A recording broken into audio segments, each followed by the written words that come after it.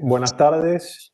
Bienvenidos y bienvenidas nuevamente a la continuación de estas jornadas, esta jornada dividida en estas oportunidades. Hoy, 19 de noviembre, conmemoramos el Día Internacional para la Prevención del Abuso Sexual contra la Infancia. Van a continuar, vamos a contar con dos panelistas, un panelista y una panelista, además de contar con la presencia del fiscal general en lo penal, contravencional y de faltas de la Ciudad de Buenos Aires, el doctor Javier Martín López Zabaleta, y el fiscal Jorge Daniel Ponce, que es titular de la Unidad Especializada de Delitos, Contravenciones y Faltas Específicas del Ministerio Público Fiscal de la Cava. A continuación de ellos, en su carácter de expositor y de expositora, hablarán Agustina Ahumada, madre protectora, adulta protectora, y Cristian Carlos Longobardi, fiscal especializado en violencia de género y actual titular de una coordinación de la Unidad Fiscal Sur. Dicho esto, doctor López Zabaleta, le concedo su espacio para que se exprese. Bueno, gracias. Buenas tardes a todos y a todas. Hoy, 19 de noviembre, es el Día Internacional para la Prevención del Abuso Sexual contra las Niñas y Niños. El abuso sexual infantil es un problema que afecta a todos los países del mundo y en este encuentro es un modo de generar conciencia, difusión y prevención sobre este tipo de delitos. Los abusos y la explotación a los niños y niñas y adolescentes son un problema alarmante que no distingue país, raza, cultura, condición social, profesión. Por tal motivo se ha hecho indispensable pronunciarse frente a este tema y tomar las medidas que sean necesarias a nivel local y nacional e internacional. Es importante tener en cuenta que los artículos 19 y 34 de la Convención Internacional de los Derechos del Niño se hace referencia a la necesidad de que los gobiernos y las organizaciones de la sociedad civil jueguen un papel protagónico en la protección contra toda forma de abuso sexual o de abuso infantil. Por eso es que quiero resaltar la tarea que viene llevando a cabo el presidente y la asociación Basta ASI, con mi amigo y colega de tantos años, el doctor Jorge Ponce, a quien respeto profundamente de lo profesional, además de lo personal, que junto a su equipo y en defensa de los derechos de niños, niñas y adolescentes, viene haciendo un trabajo incansable y ha tenido un rol protagónico en las últimas modificaciones que hemos tenido a nivel de Ciudad de Buenos Aires. Esta asociación es una institución que vela por la defensa de los derechos en la lucha contra el abuso sexual infantil, promoviendo diversas actividades. También quiero destacar que en sintonía con esa preocupación y el desafío que supone las nuevas tecnologías, el Ministerio Público Fiscal cuenta en su estructura con una unidad especializada en delitos y contravenciones informáticos a cargo de otra colega y amiga entrañable como la doctora Daniela Dupuy, a quien también respeto profundamente y profesionalmente.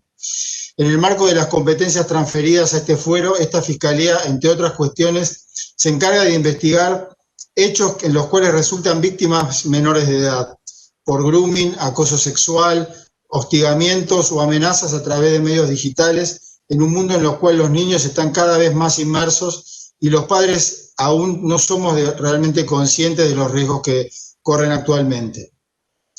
Sobre este punto cabe señalar que progresivamente se fueron registrando importantes avances en el abordaje de esta temática a nivel nacional y local, por un lado con la reforma del artículo 128 del Código Penal que nos permitió cumplir con una deuda pendiente en cuanto a la penalización de la tenencia simple de material de explotación y abuso sexual infantil.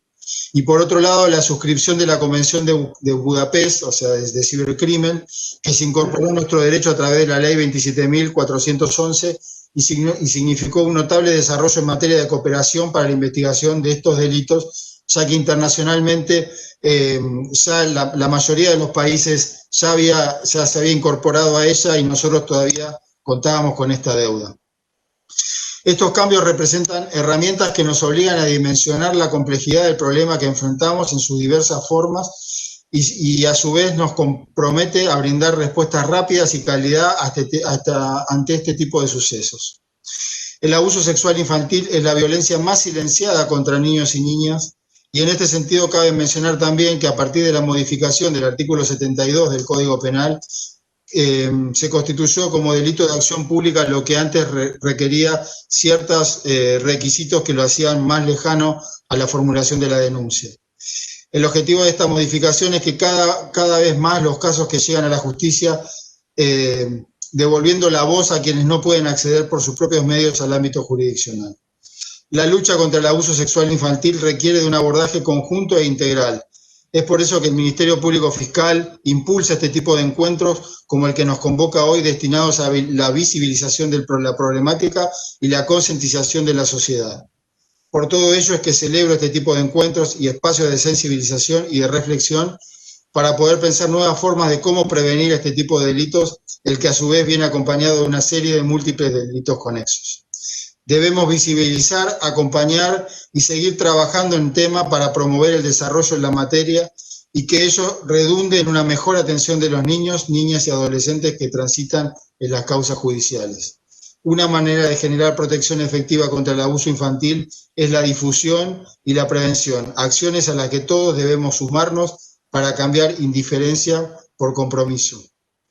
Así que una vez más felicito a la asociación Basta Así y bueno, les agradezco por haberme convocado y por haber dado estas palabras. Gracias, doctor, muy gentil. Le voy a conceder la palabra al doctor José. He presentado su calidad de fiscal coordinador del área de delitos y contravenciones específicas y he omitido, pido disculpas, su carácter de presidente de la ONG Basta Así. Adelante, Jorge. Muchas gracias. Bueno, hoy, 19 de noviembre, Día Internacional por la Defensa de los Derechos de la Infancia, en nombre y representación de Basta Así, quiero agradecer y celebrar la realización de la presente capacitación en estas dos jornadas que se llevaron a cabo el día de ayer y el día de hoy. Quiero agradecer a los participantes de la misma, a las y a los expositores, tanto el día de ayer como del día de hoy, a las autoridades del Ministerio Público Fiscal de la Ciudad de Buenos Aires, especialmente al doctor Juan Bautista Máiquez y a los doctores López Zabaleta y Pablo Garcilaso, sus colaboradores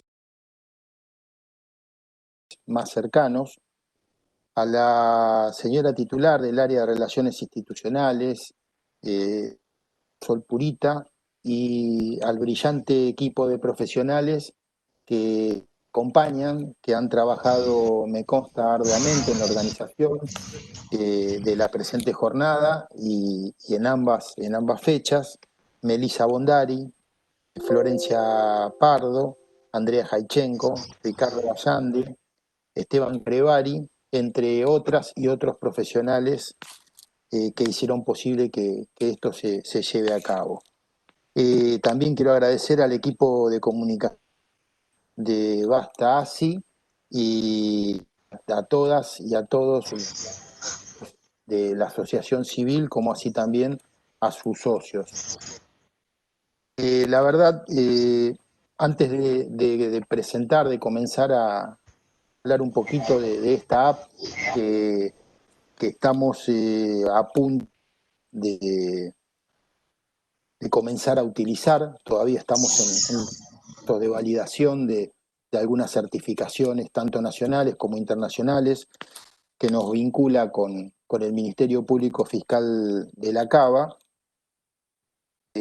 Quiero expresar mi felicidad y mi optimismo de poder estar llevando estas jornadas en mis dos casas, ¿no? En Basta Así y en el Ministerio Público Fiscal de la ciudad.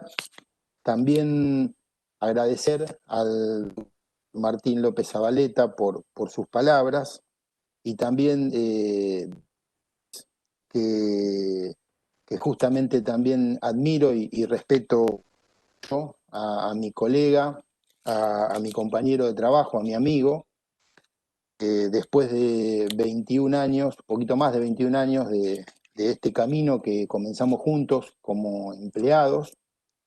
Y esto quiero compartirlo con todos ustedes porque esto también es un optimismo que quiero trasladarles a todos, conociendo también el compromiso del doctor Máiquez y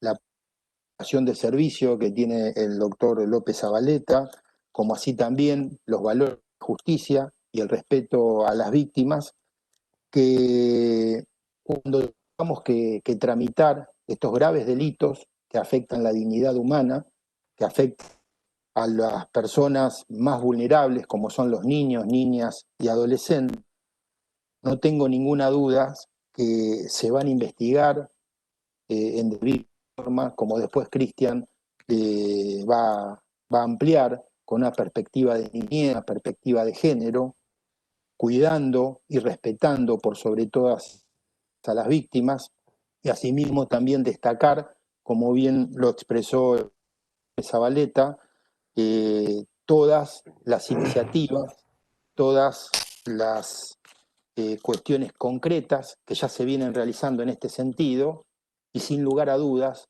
las que se van a hacer, conociendo justamente a partir de tantos años, como bien decía, el compromiso y la vocación de servicio.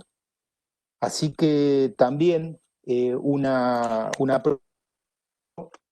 es que les voy a pedir si por favor pueden comenzar a pasar el power de la presentación, o compartir con ustedes una app que estamos, gracias, que estamos llevando a cabo con Basta Asi, con agradecerle en sistemas Claudio de Salvo, que fue quien nos está permitiendo, no, perdón, el video no, la presentación de la app. Es la segunda comenzando de arriba hacia abajo, conforme se ve acá en pantalla. Bueno, contarles que una vez que finalicen los procesos de aprobación pertinentes, vamos a poder tener una app y compartirla con quien quiera para que se la puedan compartir con un celular. A partir de esta app, la posibilidad de acceder a de nuestra organización, de actividades, de nuestros proyectos, de nuestros objetivos. Y si no se ve, no hay problema. Si no se puede, no hay problema. Les quiero contar que en esta app también existe la posibilidad de acceder a atención psicológica, de asesoramiento psicológico, la posibilidad de acceder a asesoramiento jurídico, entre muchas otras cosas. Y también la posibilidad, y esto es lo que pudimos lograr a partir de esta doble representación que uno tiene y de sentirse tan cómodo, tanto en la asociación civil como en el Ministerio Público de la Fiscal de la Ciudad, la posibilidad de que cualquier víctima o cualquier ciudadano pueda realizar una denuncia. Que nosotros, como asociación civil, podamos ser un canal de otros tantos canales que salida de la ciudad para que las víctimas o cualquier ciudadano acceda a la justicia. Es decir, más acceso y que justicia, ¿no? más posibilidades. Les cuento que el sistema va a prever la posibilidad de que cualquier usuario se pueda conectar con la Fiscalía o enviar una denuncia y que esa información, así como los datos de personas que hagan la denuncia, como el contenido de la misma, quede encriptado y que, por supuesto, la asociación no pueda acceder a ninguno de estos datos para garantizar justamente la privacidad que tiene que tener cualquier denunciante y más aún cuando estamos hablando de niños, niñas y adolescentes. Así que desde este sentido se van a validar, como bien decía, tanto internacional como en forma nacional, todos los sistemas para garantizar justamente que nosotros funcionemos exclusivamente como un acceso a la Fiscalía y que no podamos tener ninguna de esa información. Así que quería compartir esto que esperemos que a la brevedad ya pueda estar funcionando con todos ustedes para seguir trabajando en este sentido en pos de las víctimas para cuidarlas y para protegerlas, ya sea a su acceso al sistema de justicia, como así también en el marco de la tramitación de cada uno de los casos. Para ir cerrando y dejarlos con los brillantes expositores que tenemos en la fecha, Agustina, una mamá, una compañera de la ONG, que les va a contar cómo la trató o cómo la maltrató, mejor dicho, el sistema de justicia. Y después la palabra de también mi amigo, mi compañero de trabajo y de lucha también, que les cuente un poco cuál es nuestro proyecto y cómo podemos cuidar y proteger a las víctimas, tomando en consideración la normativa constitucional e internacional, como así también los máximos precedentes de la Corte Interamericana Corte Interamericana de Derechos Humanos y la Corte Suprema de Justicia de la Nación. En este sentido, quiero despedirme con unos conceptos que esbozó en varios fallos, como así también en opiniones consultivas y en recomendaciones al Comité de los Derechos Niños, la Corte Interamericana de Derechos Humanos, que nos dice que generar, y los invito a todos los que son operadores judicial por sobre todas las cosas, pero a todos en general, a generar un gran movimiento social y cultural, como lo dice la Corte Interamericana de Derechos Humanos, más que un movimiento normativo para hacer efectivo los derechos de la infancia, entendiendo los derechos de la infancia como el interés superior del niño. En este sentido, no tenemos que perder de vista que, según palabras de nuestros máximos tribunales internacionales como locales, nos dicen bien claro investigar los casos con esta perspectiva de niñez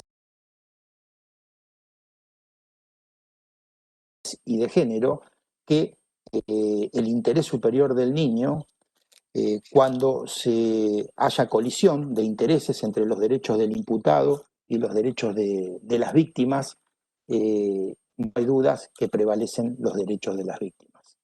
Y decirles, una niña, un niño o un adolescente nos hablan de estos graves delitos que afectan a la vida humana, no tenemos que dudar. Y tengan bien claro, no mienten. Muchas gracias.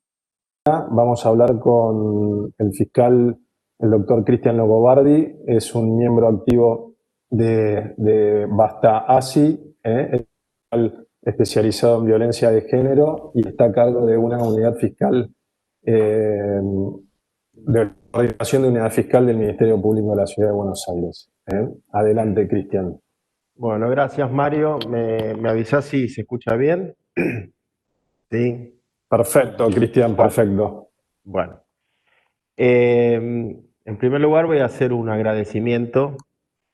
Hoy es un día bastante especial, como bien manifestaron al comienzo de la jornada, se conmemora el Día Mundial para la Prevención del Abuso Sexual contra la Infancia.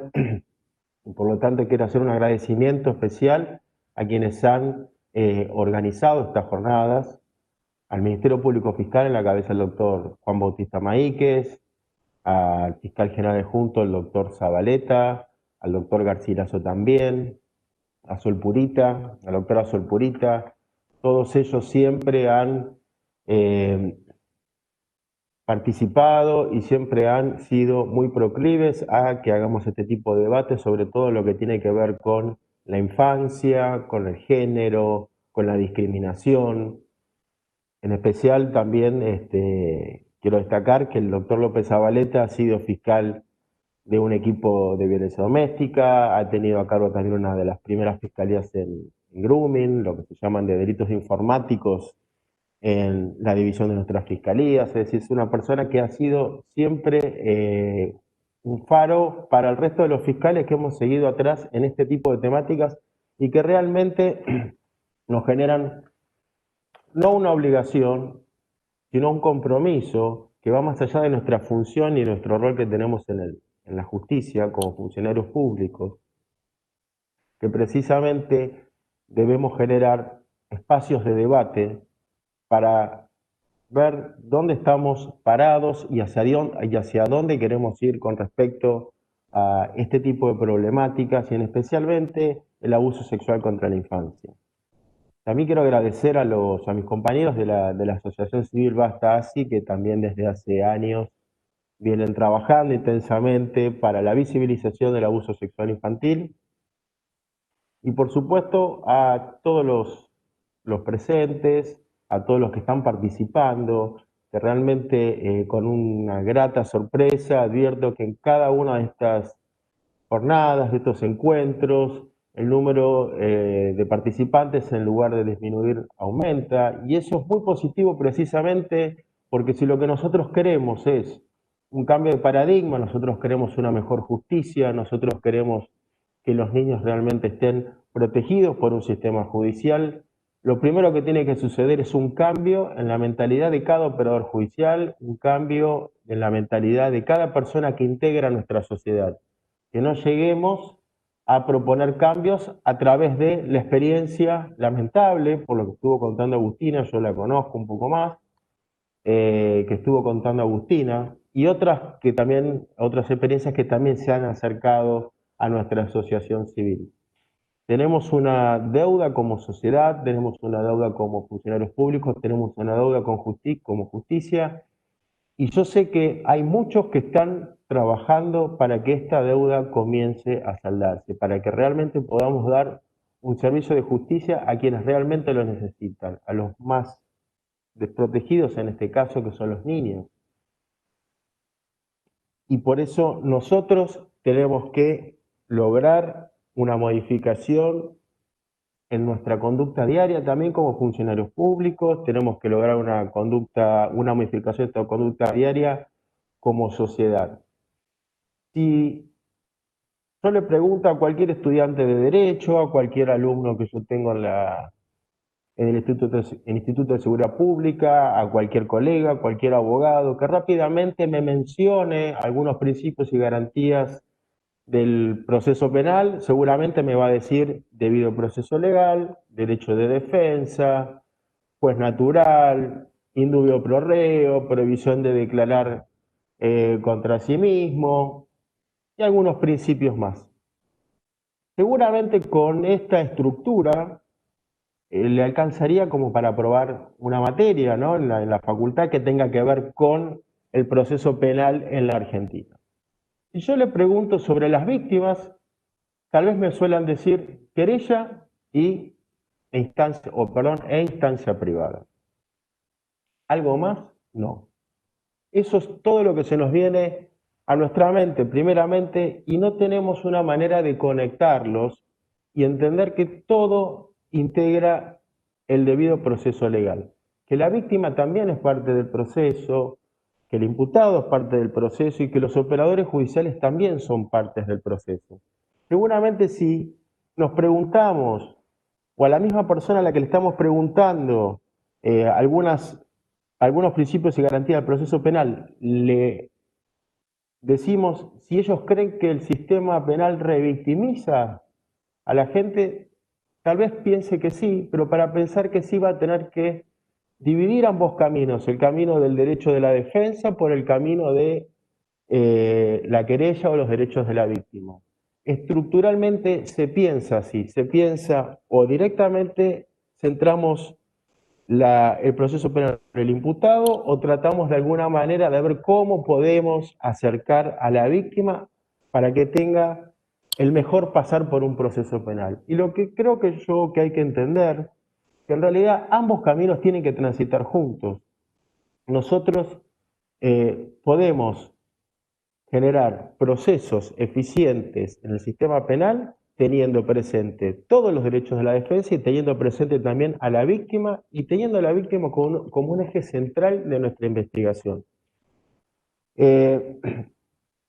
Por supuesto que hay revictimización en el sistema de justicia. Claro que sí, y esto nos acaba de contar en el testimonio anterior a Agustina.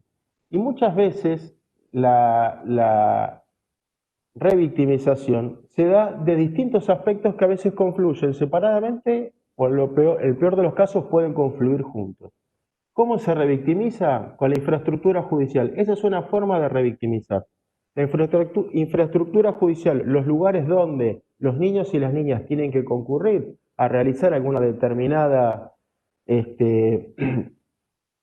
algún determinado elemento probatorio, cámara Gesell, revisación médica, psicodiagnóstico, extracción de sangre, etc. Ya lo hemos hablado en varias jornadas, así que no hace falta entrar en detalle de cómo es cada lugar, pero lo cierto es que se dan en edificios judiciales que no están adaptados a las características y a las necesidades que la situación amerita. Tengamos siempre presente que en este caso el niño o la niña que fue víctima de abuso es quien deberá concurrir a estos lugares. Sin perjuicio de ello, advierto que en algunos organismos que conforman el Poder Judicial se ha tomado nota de ello y han realizado algunas ambientaciones de cámaras de Gesell o de lugares donde puedan concurrir niños a realizar una diligencia judicial probatoria, que son muy bonitos, que son muy parecidos a lo que podría ser una excelente sala de espera de un consultorio de un pediatra, pero lo que no escapa es que ese lugar está ubicado dentro de un edificio judicial. Un edificio judicial tiene todo el aspecto de lo que es el ambiente tribunalicio, ese paisaje tribunalicio.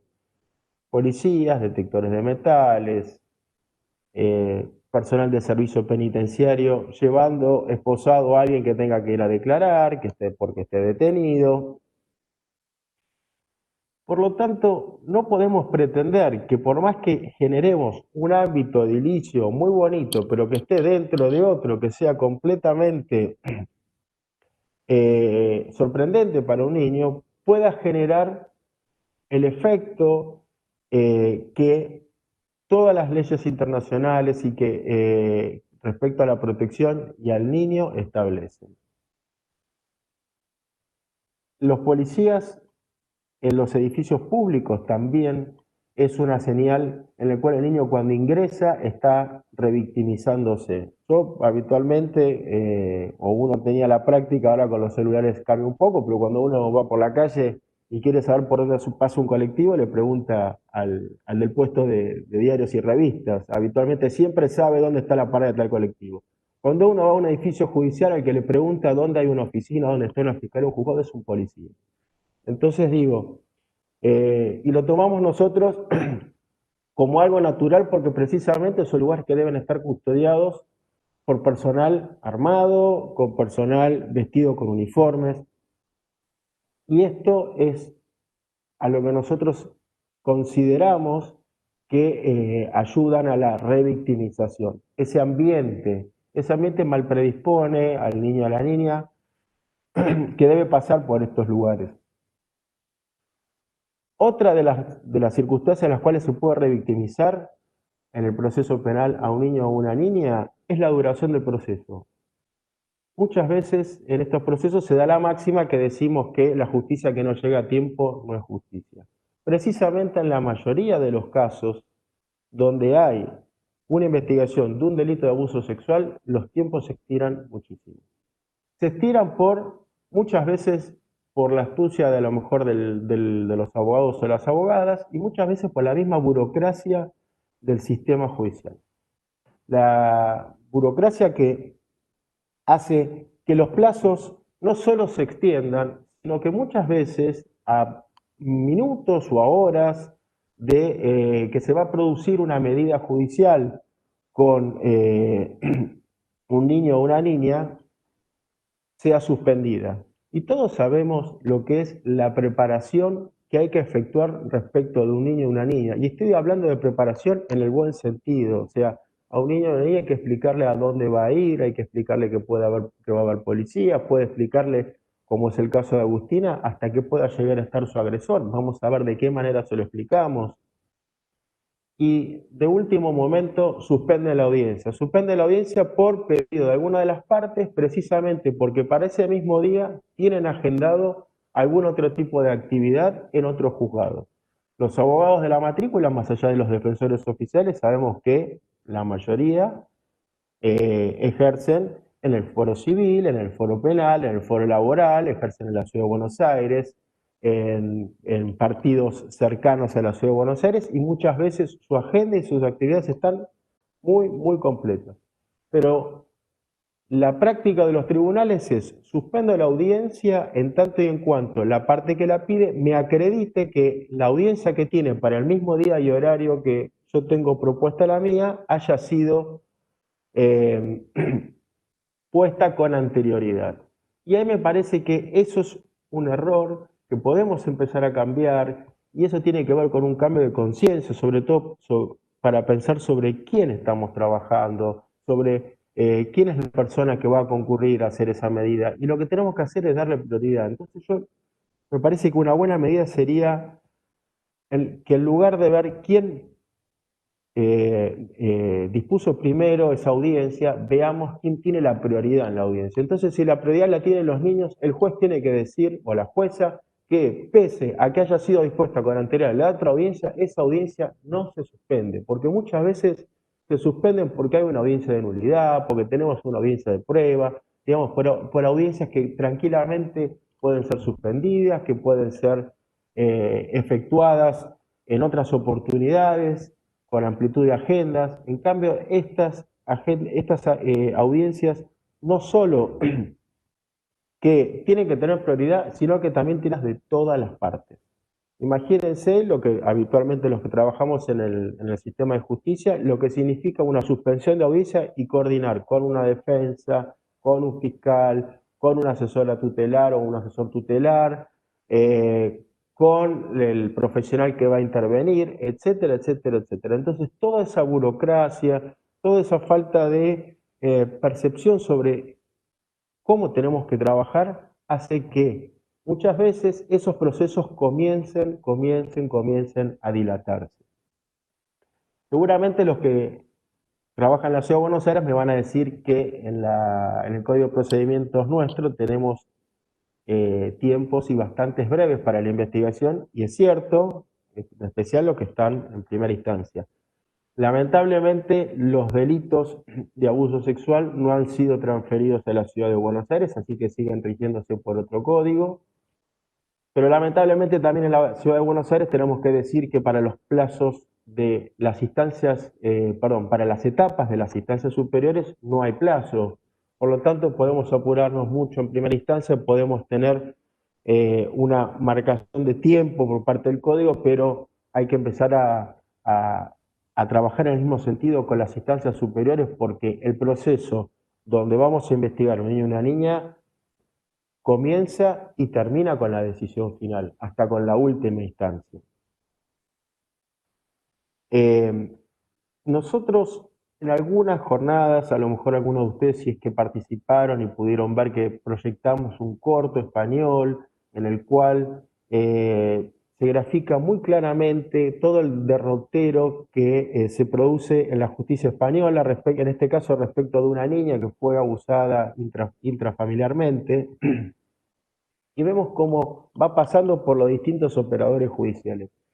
Y en más de un caso, yo creo que nos vemos identificados en alguna situación como operador judicial. Yo recuerdo que hay una secuencia donde a la niña, que es una niña de 12 años aproximadamente, que está con su madre, creo que ya en ese caso es por quinta vez, le hacen contar cuál fue el episodio que había vivido en ese caso con su tío. Y en ese momento el asistente social, supongo que es, o la psicóloga, no lo recuerdo, que está hablando con ella, interrumpe su atención porque suena el teléfono. Suena el teléfono, atiende, dice, después te llamo, ahora no puedo, corta. Ahí se nota claramente como el relato de la niña que empieza nuevamente a narrarse, se corta. Y eso a mí me sirvió, en el caso particular, para que cuando yo estoy entrevistando a una víctima de género, yo no atienda el teléfono, tengo silenciado mi celular y la puerta de mi despacho no se abre bajo ninguna circunstancia, precisamente para no interrumpir el relato de la víctima, para no interrumpir la comunicación que tengamos en ese momento y sobre todo para demostrar a la víctima que en ese momento la única persona importante es ella. No hay nada más importante en ese momento que escuchar el relato de la víctima y que la víctima en este caso, como estamos hablando de personas mayores de edad, también tenga la devolución nuestra de qué es lo que va a esperar para el proceso penal. Eso es un pequeño aporte que a partir de esos cambios de conciencia o esas repreguntas que nos hacemos si trabajamos bien o mal o qué podemos modificar, se generan a partir de este tipo de encuentros que están destinados a la reflexión principalmente de todos los operadores judiciales. Como yo les contaba, teniendo en cuenta que acá la persona a quien nosotros estamos disponiendo el sistema de justicia para llevar adelante una investigación es un niño, tenemos que tener en cuenta también que ese niño o esa niña sufre un trauma y que ese trauma, según lo establecido en la ciencia, es similar a la de un veterano de guerra. Así que imagínense cómo podrá pasar todo ese proceso judicial o todo ese proceso en la vida y piensen cuánto daño podemos hacerle cada vez que generamos un acto que a lo mejor para nosotros es algo habitual del proceso judicial y para la víctima es algo revictimizante. O sea, es importante también tener en cuenta que cada acción que nosotros hagamos, cada acto que hagamos, cada acercamiento que tengamos, vamos a generar un impacto a la víctima y que tratemos de que ese impacto sea positivo. Yo estuve buscando algunos artículos al respecto y ya en el año 1972 hay un artículo, hay un trabajo, de dos psicólogas que se se los voy a mencionar, Ann Bergers y Linda Holmstrom, de 1972, y que dicen que las víctimas de este tipo de delitos suelen sentir miedo a morir, miedo a la mutilación y una gran variedad de otros síntomas parecidos a los sufridos por los veteranos de guerra. Este artículo, que es de 1972, fue reproducido hace muy poco tiempo, en el año 2018, en la revista Diagnosis de la Fundación ProSan. Es decir, que no ha habido ningún estudio en contra, en principio, que demuestre lo contrario en cuanto al trauma que sufren las víctimas. Tenemos que entender además que estos niños o niñas que están afrontando el proceso no tienen la fortaleza que puede tener un adulto, no encuentran dónde buscar herramientas que les permitan afrontar no solo la situación que padecieron, sino también el proceso que van a llevar por delante, que va a ser llevado por adultos funcionarios. Y al respecto, es importante contarles que hubo un trabajo muy interesante que se hizo con el Ministerio de Justicia de la Nación y UNICEF, y que se llama la primera campaña nacional masiva contra el abuso sexual infantil, a través del programa de las víctimas contra las violencias, y específicamente se determinó que un niño o niña adolescente tiene dificultades para contar los abusos padecidos, ya sea por vergüenza, ya sea por temor a que no le crean, ya sea porque lo estigmaticen, ya sea por temor a quedarse solo, ya sea por la pérdida de afectos, ya sea por sufrir amenazas, pero además puede manifestarlo por repentinos cambios de conducta, puede manifestarlo con enojos injustificados, con decaimiento, con desconexión del medio social, con pesadillas, con problemas para dormir o con ansiedad. Es decir que tengamos en cuenta que además de eso, de cómo tratar a un niño o una niña, tenemos que saber cómo interpretarlo. Esto ya nos va dando algunas pautas de cómo tenemos que ir procesando toda la información que un niño nos da, una niña nos da, y esa información no es solo con la palabra, sino también es con las actitudes, con los gestos, con los silencios, con sus dibujos, o con cualquier otra manifestación al respecto. Entonces, tengamos en cuenta que el abuso sexual infantil es, como hemos mencionado ya y como han mencionado algunos de los expositores, es un flagelo que atraviesa a toda la sociedad y es de orden mundial, como ha dicho también el doctor Martín López Zabaleta. Y quiero decirles que según los datos estadísticos del año 2018 y 2019 de este mismo programa del Ministerio de Justicia y UNICEF, la mayor cantidad de víctimas de violencia sexual atendidas son niños, niñas y adolescentes, en un 59,2%. Por lo tanto, este delito, en lugar de ir disminuyendo, va creciendo. Y entonces nosotros tenemos que estar a la altura de estas circunstancias, de dar una respuesta a esta situación. No puedo dejar pasar por alto el testimonio de Agustina, y yo siempre pienso que las víctimas de abuso sexual, que pueden pasar toda esta etapa judicial, pero también los adultos que las acompañan, padres, madres, tíos, docentes, vecinos, amigos, quien sea que lo va a acompañar durante todo el proceso, son sobrevivientes. No son víctimas, directamente son sobrevivientes, porque a ese rol de víctima tiene que llevarlo también un instinto de supervivencia, que eso demuestra que un niño no puede estar solo y que si está acompañado por el adulto, el Estado también tiene que acompañar a ese adulto, tiene que empezar a hacerse cargo de ese adulto, porque si fortalecemos al adulto que lo acompaña, vamos a fortalecer la presencia del niño. Muchos de los procesos judiciales se terminan porque precisamente es el adulto quien está agotado, devastado, desahuciado por las constantes revictimizaciones del proceso penal. Un caso muy claro es lo que nos llegó a contar Agustina, que se encuentra en el mismo lugar donde tiene que hacer una cámara Gesell con la persona que está denunciando como abusador. Bueno, ese tipo de actitudes, ese tipo de situaciones desgastan a la víctima y al adulto protector. En medicina y en psicología, y me parece que es un término que se puede utilizar perfectamente acá, y si lo empezamos a utilizar podemos darle otra entidad a ese adulto protector. Decía que en medicina y en psicología es muy común oír hablar de lo que se llama el síndrome del cuidador, ¿sí? O a veces en inglés se le dice burnout.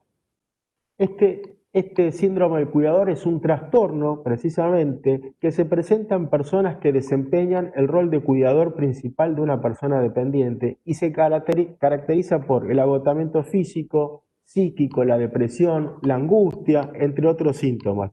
Sobre esto también hay unos cuantos trabajos a los cuales se ha accedido para obtener esta información.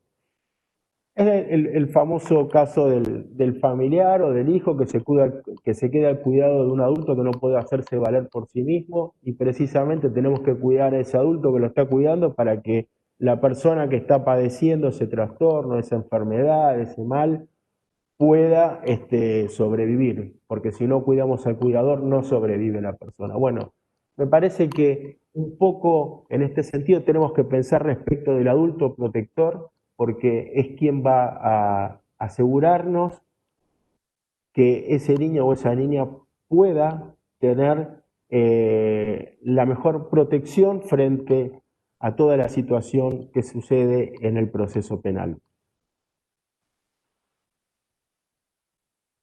Y por otro lado también tenemos que tener presente que si protegemos a estos adultos y protegemos a estos niños, precisamente vamos a empezar a obtener unos mejores resultados. Vamos a tener niños y niñas que, pese a lo que han padecido, saben que hay alguien que lo repara, aunque sea los repara por la vía judicial.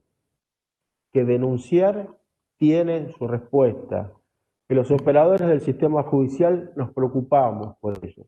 Y para eso, entre otras cosas, hay que realizar reformas legislativas. Una de ellas es la que contó Martín López Zabaleta, que algunos delitos ya se están tomando como de acción pública para salir de ese viejo rol de la instancia privada. Si la víctima no denuncia, yo Estado no me meto, no importa si puede decir fuerte o no, pero yo no me meto. Bueno, eso es uno de los primeros pasos que me parece muy importante precisamente. Y también tengamos en cuenta que a los niños hay que creerles. No caigamos en falsas premisas respecto si los niños pueden estar mintiendo o pueden estar influenciados, que hasta el día de hoy yo las escucho en los pasillos de tribunales, hasta el día de hoy los escucho de operadores que toman decisiones fundamentales en los procesos, que hasta el día de hoy los escucho en la sociedad. Cuando yo empecé a hacer mis primeras armas como fiscal de género, yo recuerdo que las primeras, creo que fue en las primeras o en la segunda jornadas nacionales que se hicieron respecto a esta temática, muchos de los operadores judiciales ponían en duda las denuncias que hacían las mujeres porque algunos sostenían que era una manera de obtener algún tipo de rédito económico, algún lucro.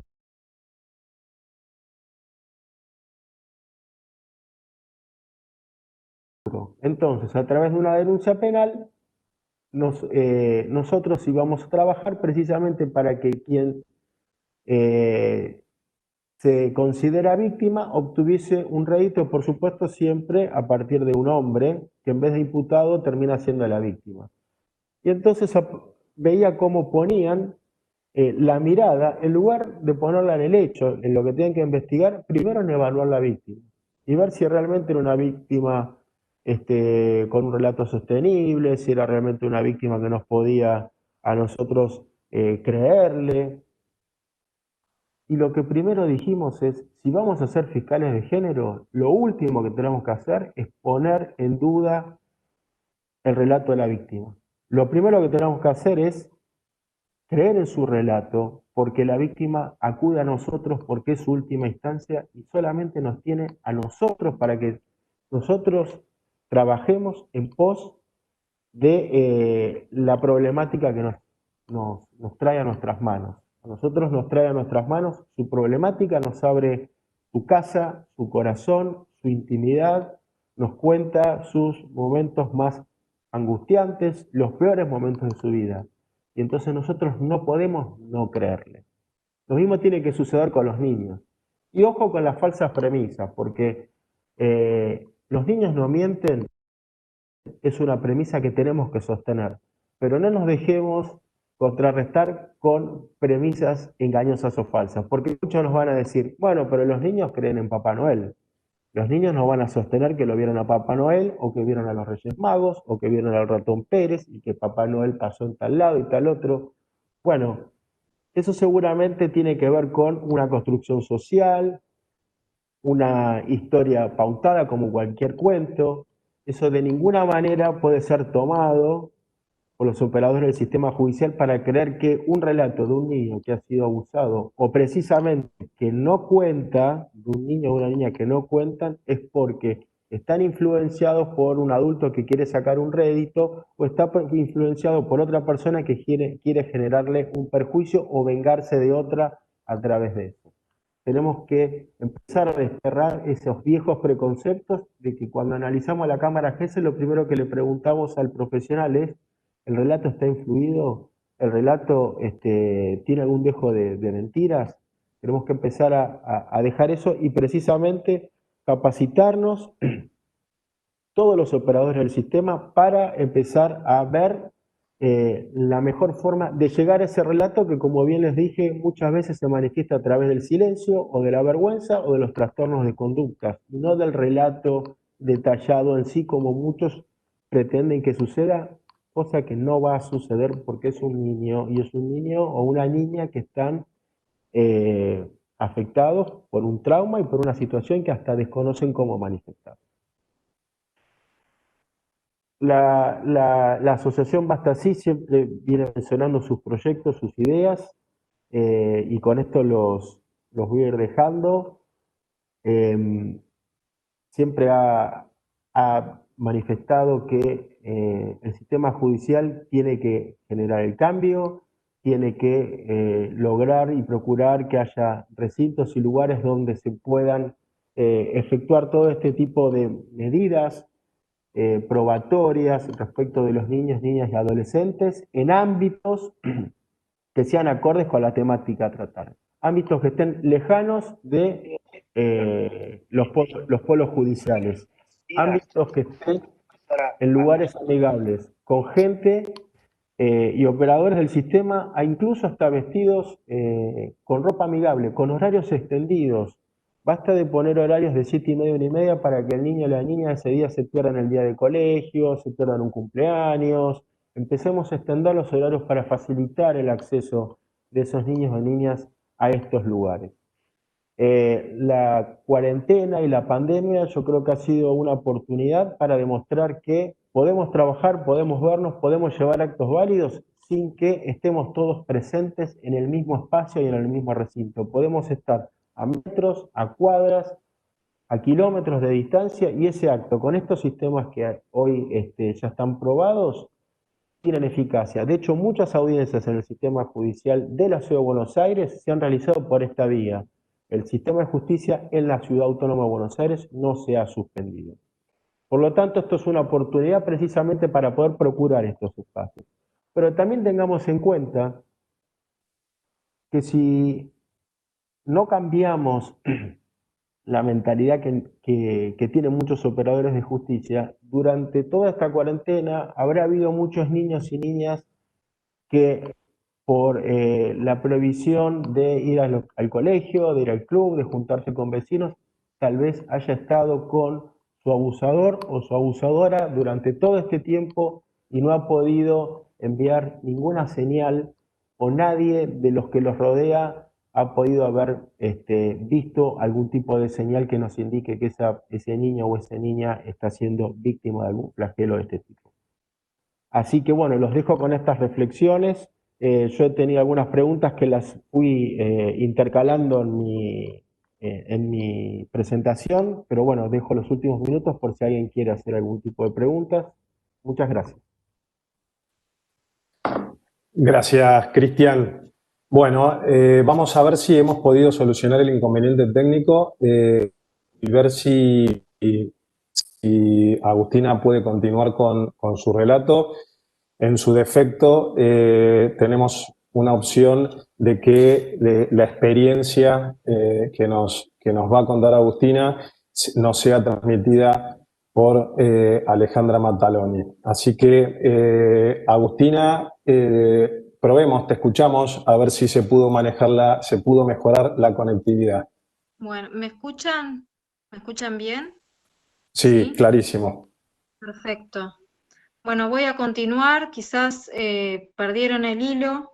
Estaba contando, refiriéndome al año 2013, donde el progenitor vuelve a abusa en la casa de zona oeste, ¿sí? Por revinculación de un juez de familia, ¿sí? Con el aval de un informe de asistentes sociales y psicólogas donde decían que no había ningún impedimento para que puedan ver a su progenitor sin asistencia. En este contexto, el sistema judicial vuelve a abusar de Olivia, vuelve a abusar el juez, vuelve a abusar el progenitor.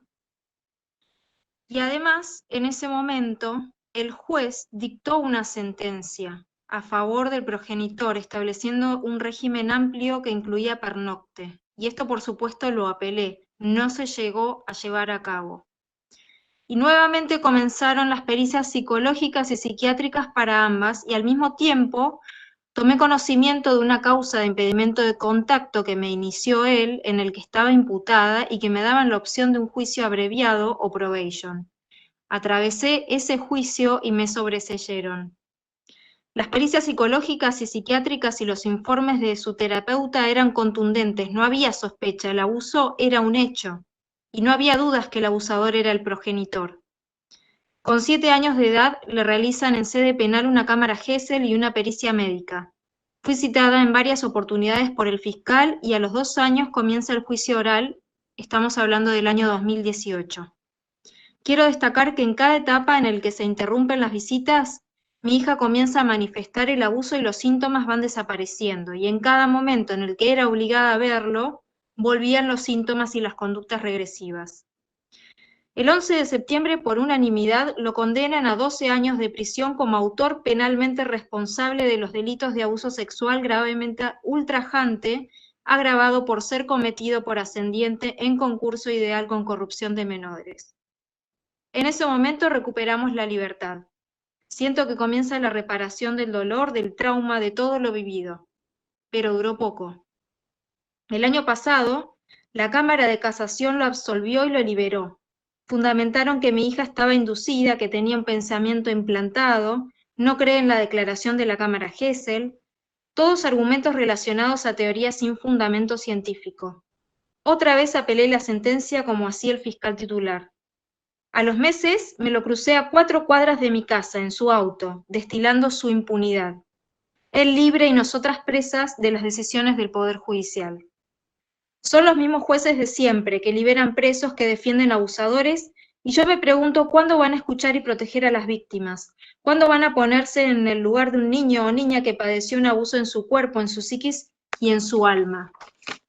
Siempre supe que soy el escudo humano de mi hija y afortunadamente tiene una familia que siempre la va a contener y que a pesar de todo intenté proteger su infancia. La sociedad, los niños, niñas y adolescentes necesitan de un sistema judicial que no los revictimice, que no los exponga, que les crean, que los protejan, que los escuchen. Los niños no mienten. La sociedad necesita de una justicia justa, de toma de conciencia sobre este delito, capacitación y contención de todas las personas que intervienen en una situación de abuso, o bien que tienen contacto con niños, desde los docentes, los médicos, psicólogos, abogados y toda la sociedad en su conjunto. El abuso sexual contra la infancia hace tiempo que es pandemia. Depende de todos detenerla y que ningún niño o niña más tenga que pasar por algo de todo lo que atravesamos con mi hija durante casi 10 años. Desde mi lugar de mamá protectora puedo decir que ante una sospecha de abuso, realicen la denuncia, busquen ayuda, busquen contención psicológica, legal, especializada. No bajen los brazos porque somos los adultos quienes debemos cuidar de su integridad psicofísica. Una vez me dijeron que todo es una cuestión de resistir. Yo sigo resistiendo, pero no debiera ser así todo, si todo funcionara a favor de las víctimas. Quiero agradecer al público, al Ministerio Público Fiscal, a todos los que están presentes, a Basta Así por darme la posibilidad de que todos ustedes puedan conocer mi camino en el sistema judicial. Muchas gracias. Gracias, Agustina. Bueno, una vez solucionado el inconveniente, ahí podemos ver bueno, estas revelaciones impactantes que grafican, traducen en carne propia, lo bajamos a la realidad, lo que tanto pregonamos y lo que acaba de compartir con nosotros Cristian Longobardi. Siguiendo con la exposición, con el modo, la modalidad, tenemos 2 preguntas. Fue una selección, doctor Longobardi. Hay numerosas cantidades de preguntas, pero debimos quedarnos con dos de ellas por una cuestión de tiempo. Antes de sus respuestas y del cierre, voy a anticipar, no quiero olvidarme que aquellos y aquellas que estén presenciando la actividad y tengan que acreditar su asistencia, sepan que se va a abrir el chat para que puedan, a través del link respectivo y de la modalidad respectiva, acreditar vuestras presencias. Doctor Longobardi, acá me han hecho llegar la siguiente. Una persona me dice, quería conocer las variantes en los procedimientos de prevención en los espacios geográficos más alejados de la protección de las instituciones, como pueblos del interior de las diversas provincias que no cuentan con acceso inmediato ni oportuno a la justicia. Bueno, como bien me dice la pregunta, es un tema que se da más en el interior que en las grandes ciudades. Pero lo que yo les comentaba en la charla es que esta oportunidad de la conectividad tiene que hoy facilitar el acceso a la justicia de todas las personas, hasta incluso de aquellos quienes deban realizar algún tipo de medida probatoria. Yo estoy pensando a lo mejor un niño o una niña que tenga que trasladarse con su familia de un pueblo a otro, ¿no? Cuando uno piensa en la revictimización judicial, no mira más allá de su ombligo a veces y piensa en la misma ciudad de Buenos Aires o una ciudad importante. Bueno, en estos casos sería una buena herramienta utilizar estos medios informáticos y que los jueces y la justicia en general empiecen a tomarlos como válidos cada que se produce. Bien. Acá nos han dejado otra inquietud, doctor. Parte de una afirmación, un asistente o una asistenta nos deja la siguiente afirmación. El abuso sexual contra infantes o adolescentes a veces se toma como delitos impunes porque generalmente tiene lugar a puertas cerradas y no deja marcas ni evidencias físicas. Pero hay muchas maneras de abusar, nos dice, ¿no? Por ejemplo, sin contacto físico. Aquí va la pregunta, doctor. ¿Sería este un caso de exhibicionismo? Bueno, esta pregunta encierra un poco lo que tiene que ver con las falsas creencias que hay en la sociedad y en algunos operadores del sistema judicial, que es que si no hay marcas físicas no hay delito. La evidencia del delito se encuentra en distintos medios. Puede ser a través de la psicología, puede ser a través del relato. De hecho, uno de los logros que hemos tenido en nuestros equipos de violencia de género precisamente es obtener condenas de esos delitos que antes se cometían entre cuatro paredes y precisamente por eso se archivaban, porque no había testigos. Hoy en día han tenido condenas y condenas muy importantes. Así que en ese caso yo lo que le voy a decir es que con la nueva modalidad probatoria que tienen los procesos acusatorios de amplitud de prueba, ninguno de los delitos que se cometan en la intimidad y que no generen lesiones físicas tiene que quedar impune. Bien, doctor. Muchas gracias. Concluimos así con esta metodología de la jornada, de las exposiciones y estas réplicas. Antes de cerrar, me gustaría decirles, compartir muy brevemente mi experiencia. Ingresé al Poder Judicial hace 27 años aproximadamente. Revestí funciones en juzgados, en fiscalías. Con ello, experimenté la diversidad de sus competencias, de sus materias. Desarrollé inspiraciones, convencimiento, pasión, gusto, habilidades, por supuesto preferencias e intereses en algunas sobre otras, ¿no es cierto? En definitiva, por sobre todo ello, quiero resaltar este espíritu de vocación, predisposición para satisfacer las necesidades del otro en lo que se trata del servicio de justicia. Sé que en la audiencia hay muchas personas que trabajan o que son operadores del sistema judicial, otros que no, pero yo estoy seguro que cualquiera de ustedes tienen vívida o latente cualquier actividad profesional que desarrollen, ¿no? En ellas este sentimiento de vocación. No satisfecho con eso, canalicé estos sentidos en una variante particular.